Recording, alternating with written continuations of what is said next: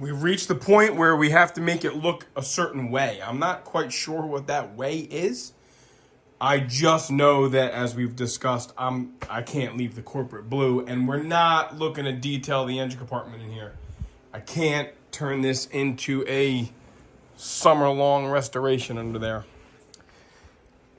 So we had an idea, John and I did, and it turns out that that pole barn garage guy's gonna do a similar thing.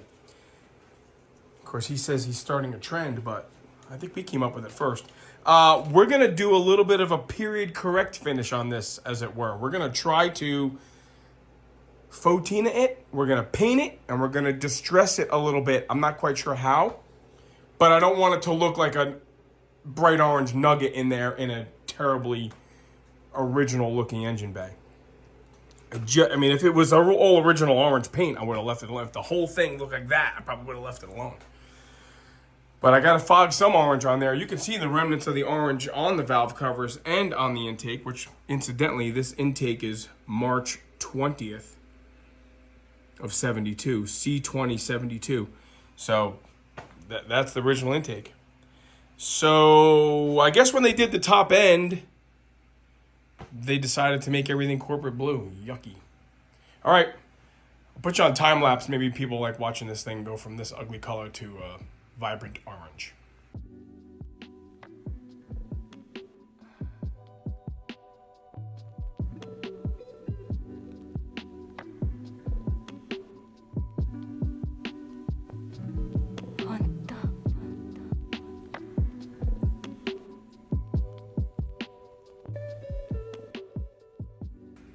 That might be all I'm looking for here. And actually, it looks like I did a better job than I did. I mean, the problem is I got to cover the blue.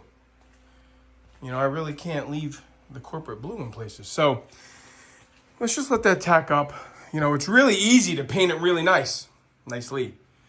You know, I got to get under here a little bit more. Maybe, you know, I kind of want it to look. And I'm not going to keep the VIN pad clean. We all know the VIN matches, but they were never kept bare originally. You know, I just want to chuck it in there and make it, you know, make it look like it's kind of always been once we put the dirtier parts on the top of it, you know. The goal would be to drop this thing in the car today. So I don't want to keep putting paint on it. And then I got to sit and let it dry. That'd be a bummer. Thinking we might just rock and roll. Working away here diligently, putting all the parts and everything on this silly engine. And those that watch and remember all the engine mount talks that we had about getting the right engine mounts for this thing and what part numbers go where and what stands take what mounts, well, check this out. When I put the mount on with the manifold in place on the passenger side, 0 issues. Lots of clearance.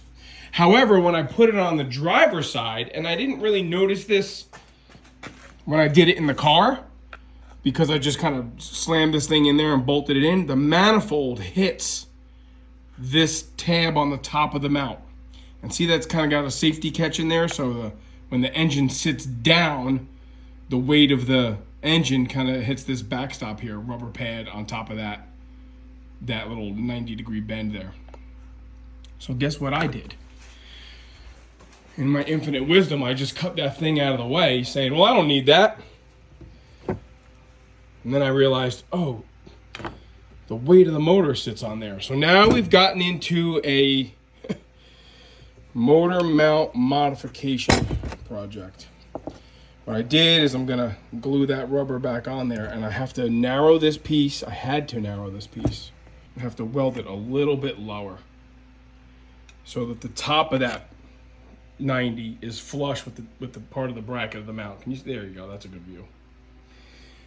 So where would I be without my welding machine? All right, let's get that. I know this is like all a mess because of this silly stinking thing. Hopes are to get this engine dropped in the car today. It's not looking like it. Every nut and bolt wire wheeled. Done, ground, clean up, almost OE looking. we have a little bit of gap there. See that? And now this thing is not even bolted on yet. There's like, let me see if you can see. Like that's the gap that's there. Not a lot of gap between the manifold and the mount. And I haven't even tightened it yet. So hopefully the gasket takes up some of it, but it's gonna be how it's gonna be. Party's over for this one. Mission accomplished. Look. It looks like there's more room than there is, but that is, you could probably put, I don't know, a couple quarters between that. That's really not a lot of room. But it's not inhibiting the manifold from laying flat on the head, which is what it was doing before. So that was a worthwhile modification. So the only thing is it's a little close, so you know, the motor might sit on that directly. So I may have to, I hope I don't have any vibrations or anything from that, but TBD, we'll find out. I gotta say, after fighting with those exhaust manifolds, I'll take every win that I can. And I opted to not record dropping the distributor in only because sometimes these Chevys can be a pain in the neck because you have to orient the oil pump drive and you only have 180 degrees with which to do that because it's just like a screwdriver slot. What I did is I moved the balancer back to 6 degrees, if you guys can see that. 6 degrees before top dead center. I mounted the cap. I have everything labeled. Chevys run this way, clockwise. 1, 8, 4, 3, 6, 5, 7, 2. That is the firing order. I snapped the distributor cap on. HEI distributor cap can only go on the distributor one way. That green line down there indicates where number 1 is. I literally just stuck the distributor in, and check this out. Look where that rotor's pointing. Couldn't be more at number 1. So I locked it down. I'm not gonna put the motor in the car with the cap on, but I definitely didn't want to be messing with the distributor and the oil pump drive in the car. I'm really getting down to the nitty gritty here. I mean, the plugs are in. I won't put the fan on until it's in the car. Alternator brackets till it's in the car. I'm thinking it's about ready. Now I just got to do a couple things inside the car to make sure that the car is ready for it. But I don't see any reason why we can't hang this thing from the crane today and start dropping it in. That would be killer. All morning to get to this point, and I'm not displeased. I'm just surprised. But, you know, every little thing. This mounting plate I really wanted to use, but because of this silly 2-barrel intake, one hole wasn't quite lining up, so I had to elongate that. Right? It's like, okay, but we're not gonna do anything in here. I've decided I can't. I have other things I want to do. Again, this is just a tool. So, it's not the El Camino I'm looking to restore in its entirety. Just didn't want to lose the motor when I'm outside doing burnouts. So, week-long project coming to a close in that I'm going to pull the engine crane here. I'm going to pick it up off of there, mount the flex plate, and then drop and bop, man.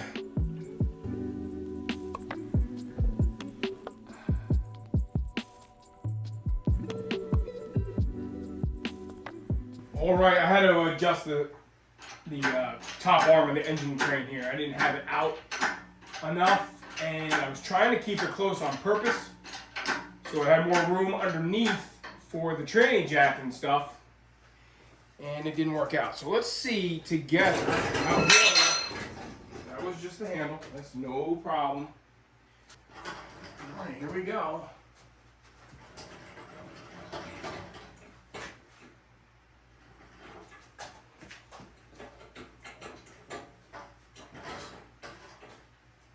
Okay. I hear you, baby. I know.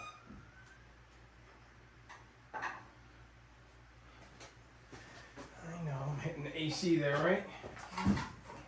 The AC that nobody wants. Okay. this. So yeah, steer it nicely.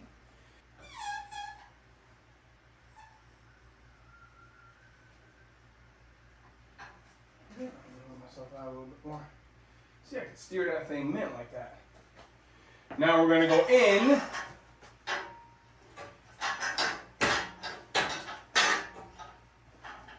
Someday I'm gonna have a perfectly smooth garage floor. But until then, we go Baja with the engine. Crane. Well, Skid Mark, me and you spent some QT here so far. Let's not freaking blow it and piss me off, okay? Joe's probably gonna edit a bunch of this, because we'll both agree later on that it is too long. Like, we know what we're talking about. We don't have a clue about how to do the videos, guys.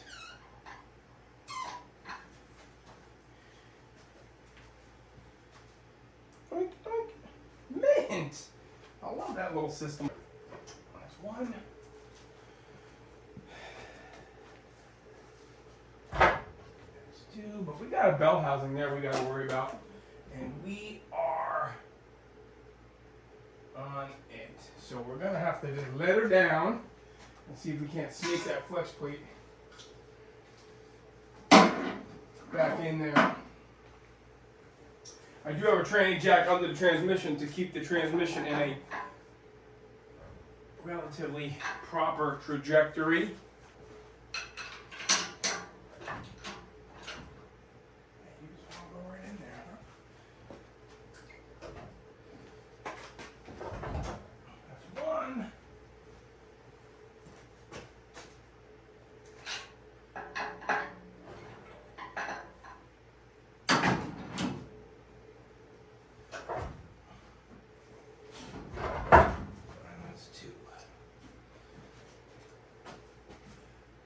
That's a bell housing, and that's a motor on two engine stand perches. I'm not going to put those bolts in yet because I really want to be able to jiggle a wiggle and get the bell housing lined up, you know what I mean? So, okay. There it is. The motor's in. Now we just got to hook it up. It's like we've done this before. It's pretty cool. So now what I'll probably have to do is jack the front of the motor up, front of the motor up, front of the tranny down. That's what I gotta do. Like this. It'll work out. You don't need to be part of this nonsense, but you were part of that, so that's cool. 6 minutes and 30 seconds. And this is where I'm gonna wrap it up for the day. This is about a 12-hour day here.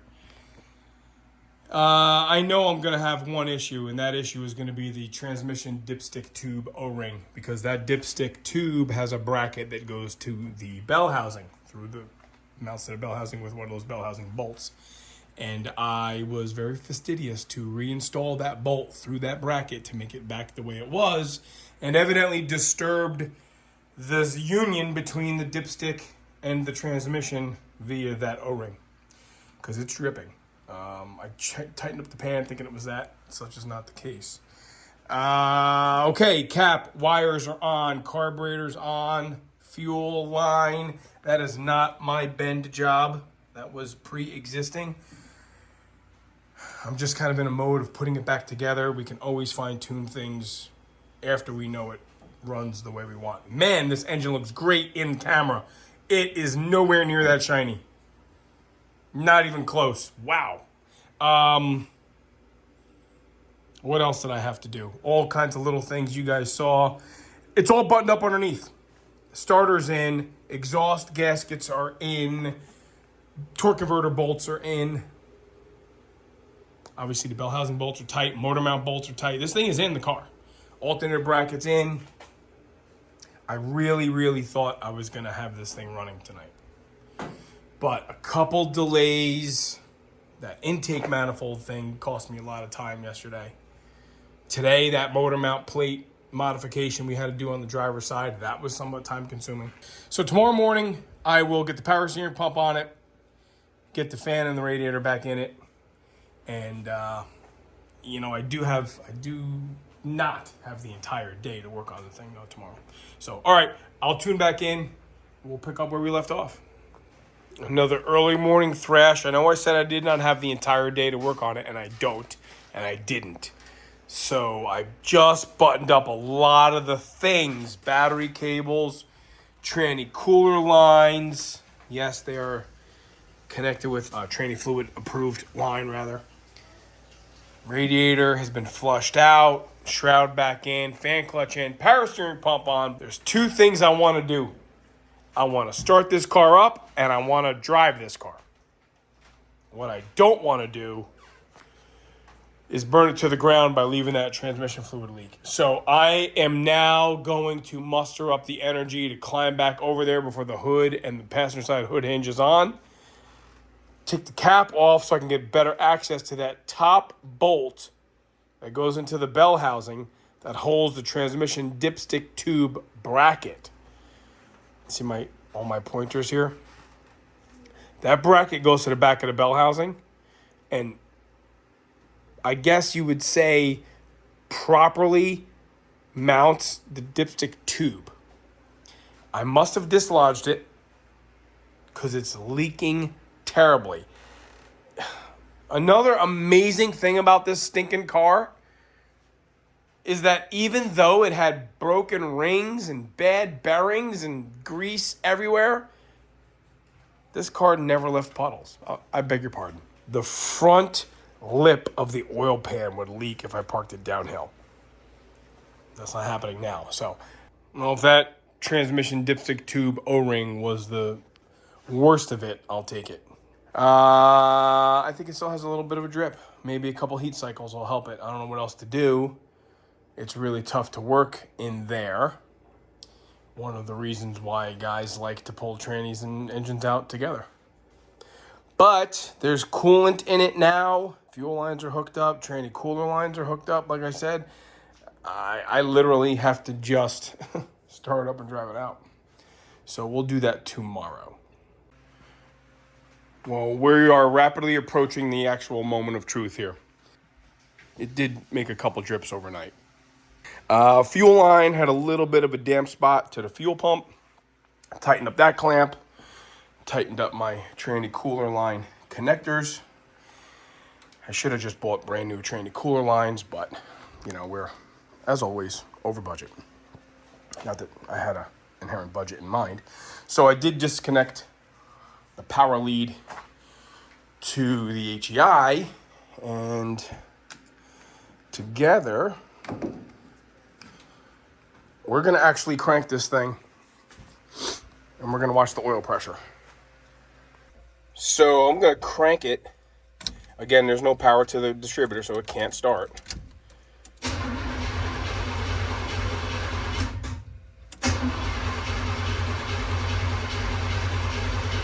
Oil pressure.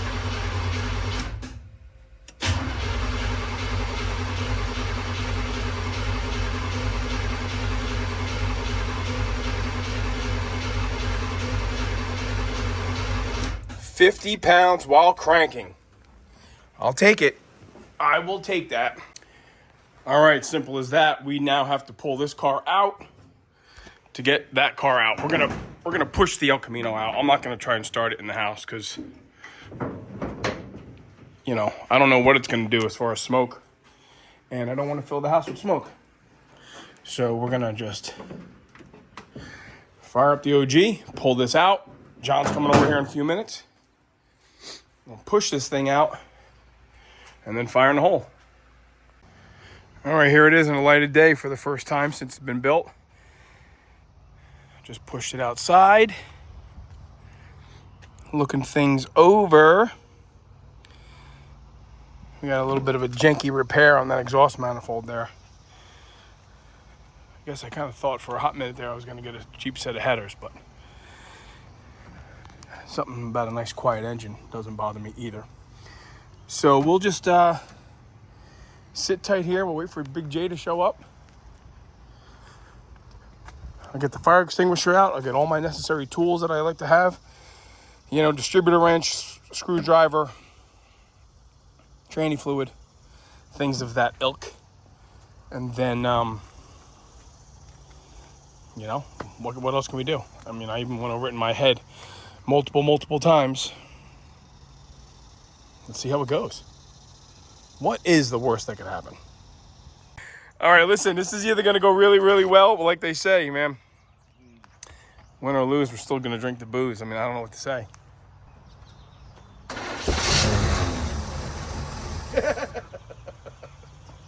That's what I knew.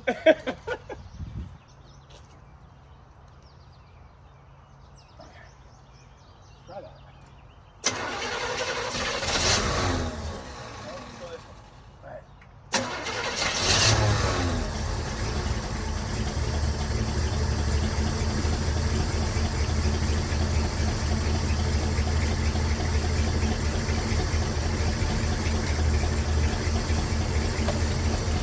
What's the oil pressure looking like? Huh? 6-0? 6-0?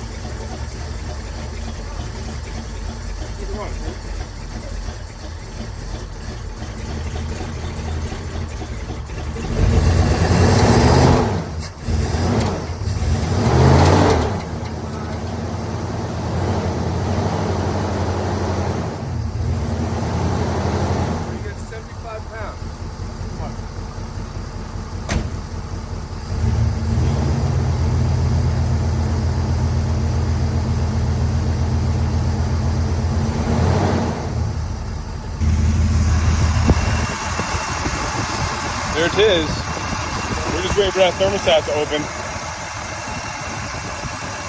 That smoke over there is from a lot of that training fluid that dripped on that exhaust pipe last night.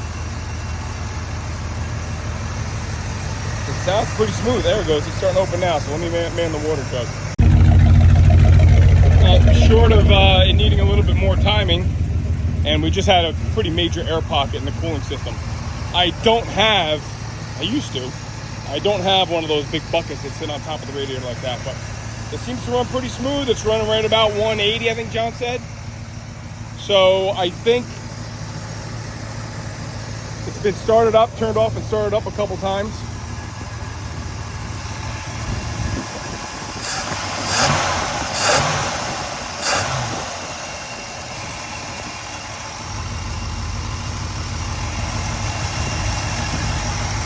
So 2 things so far. I don't hear an engine knock. And I have how much oil pressure? At idle, a little less than 50. Now, truth be told, this does not 45 too many. this does not have break-in oil in it. What's up? Yeah. It's got 2050. Because it's loose. It's like it's Well, loose. it doesn't have a new can, so No, it's got the original cam and you lifters. really just use the ring thread. So let's go buzz it around the block a scotch. We will bring the fire extinguisher with us, right? All right, so that was good. We topped off the tranny fluid, topped off the power steering fluid, and there is oil pressure while warm. 26 pounds. So I'm thinking it was a good guess to run it on 2050. Let's go for a drive. I'm not gonna record because it's hot as you know what in here. Oh, there it is.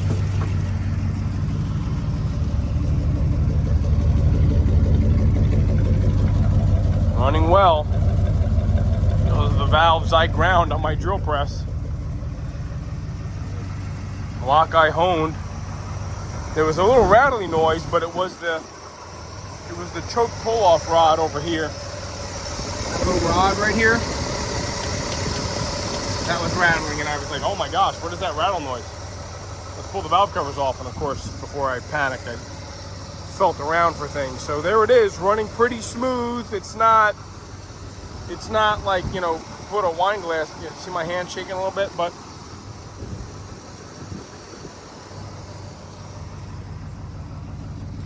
let's take it for a ride into town. So I'm heading out here. Gonna put some miles on skid mark.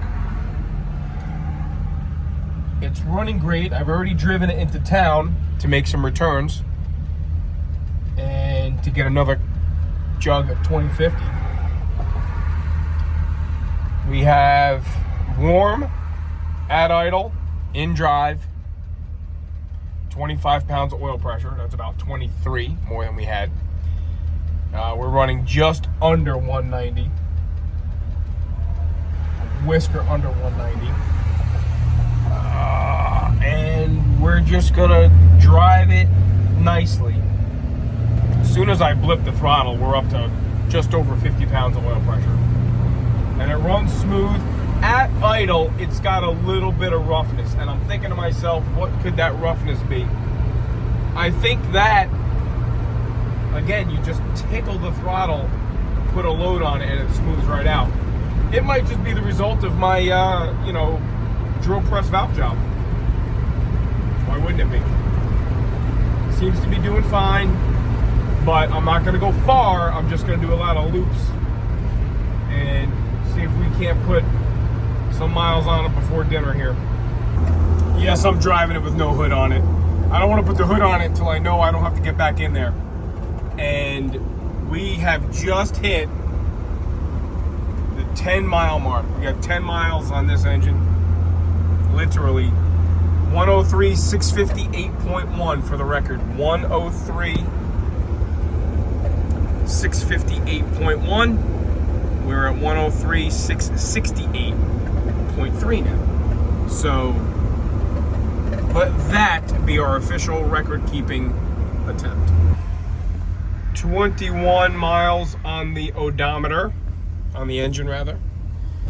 There's our oil pressure, warm at idle. Yeeks. About 20.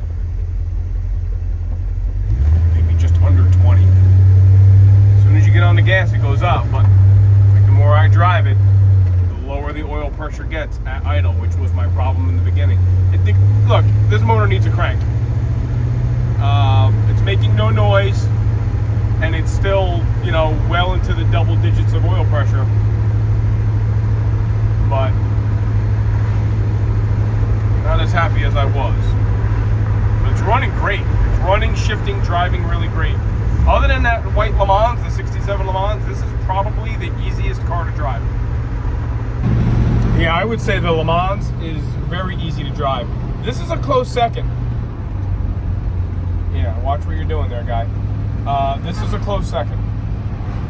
So I'm gonna keep driving it. It's running great. I'd like to put another, 15, 20 miles on it. So I'm just doing little laps around the house, basically. I'm not far from home. I'm just kind of buzzing all around. At one of our scenic spots, we like to take the cars when they're running well. It's a pretty nice high vista point here, looking over the local mountain ridge and the local Orchard Valley, which is really, really nice. Look, skid mark's running great. The motor's loose. We knew it. We knew the motor's loose. It's, quite honestly, it's fine. It's going to be just fine. I think, like I said, that stumble at idle might be from my drill press valve job. But, when I put it in park, I'm at 25 pounds of oil pressure. I think the lack of hood is limiting some airflow, because it is going up to like 195 up hills, which this car never ran hot. It could just be the break-in procedure. We have some friction going on. And it's not really hot today. It's a nice, cool, breezy day, which is a little concerning because none of the cars run over like 190. And this one here's, feeling a little, that's where we're at. It is like 195. So let me keep driving and let me get it home. Celebrate with a cold beverage. And reflect on my efforts here. So far, this is a big win. What a beautiful evening. So far, it's a big win.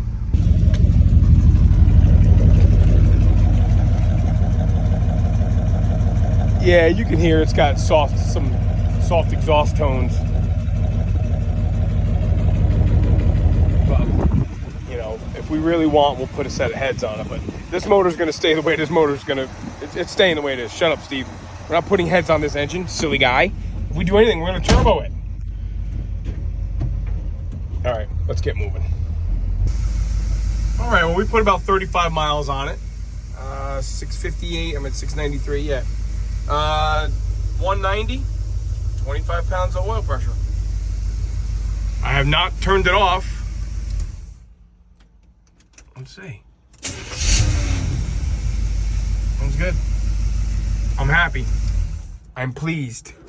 And I'm not even gonna play with the tune-up. I mean, it runs really that well. I mean, I literally just went out and drove it for, you know, I don't know, almost an hour. So I'll maybe take it out later tonight when it cools down a little bit. I'll show you what I'm gonna work on next. This little car is so much fun, but it has such a violent clutch chatter that you really can't even enjoy it. So you have to really feather the clutch on and off. It's the incorrect 351. There's been videos on this car. Real A code, 4-speed. I don't know anything about that engine. I think it's still original. You know, never been rebuilt. Not original to the car, obviously. 351 Windsor. So, gonna probably take a little break, but maybe get into this car next weekend. That will be a fun little project also. Well, let this be the grand finale of the engine build video.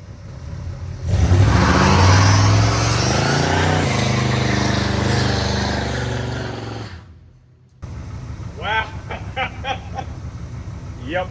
That thing does a burnout. So no power brake, let's just have her.